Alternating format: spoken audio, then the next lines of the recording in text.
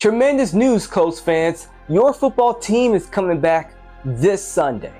I know you're coming from a bye week, which means that you have to get back into the groove of things.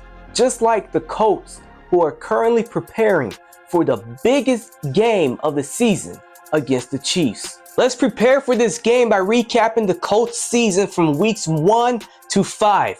The red lights are on, which means that the Colts performance is under review. Starting in week 1, Daniel Jones had a successful debut as the Colts starting quarterback against the Dolphins. He completed nearly 80% of his passes and threw for over 250 yards. He had plenty of time in the pocket, which led to him throwing dots all across the field. The Colts defense forced 3 turnovers, a Cam Bynum interception, a forced fumble from Kenny Moore, and a pick from Laiatu Latu helped the Colts win their first regular season opener in years.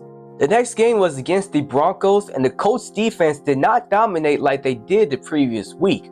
Stopping the Broncos from scoring was a challenging task for a team with 2 injured cornerbacks out of the game. However, the defense made key plays such as this interception from Bynum in the fourth quarter, which gave the offense the chance to take the lead.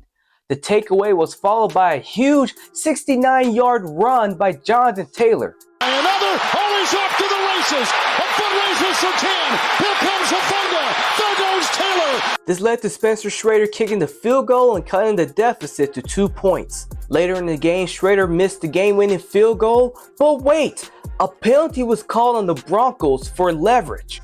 Schrader got a second chance, and this time, the kick was good. This gave the Colts their second straight win. The Colts continued the momentum in the first road game of the season against the Titans. I could not think of a better way to start the game off than a pick 6 from Moore. We got more from the Colts defense as they brought the pressure to Kim Ward and sacked him 4 times. Jones had a phenomenal performance. He was dropping dimes and keeping plays alive, such as this play where he scrambled away from pressure and picked up the first down.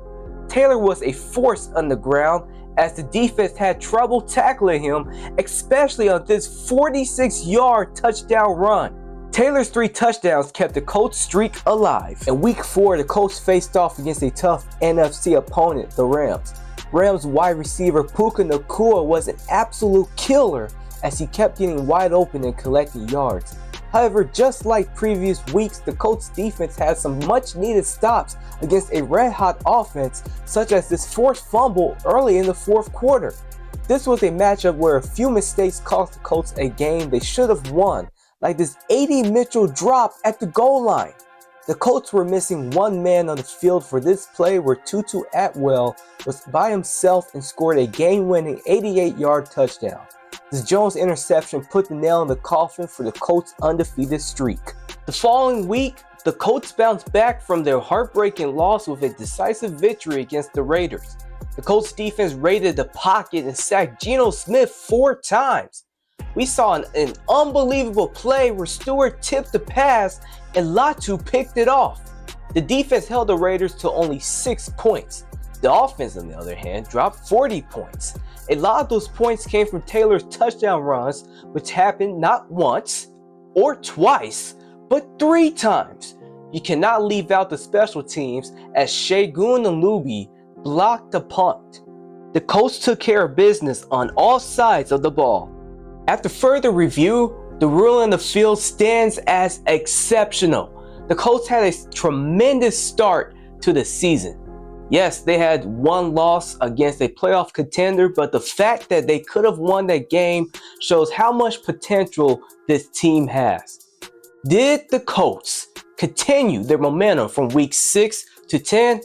We'll find out in part 2 of the Colts recap on WOB4 Media.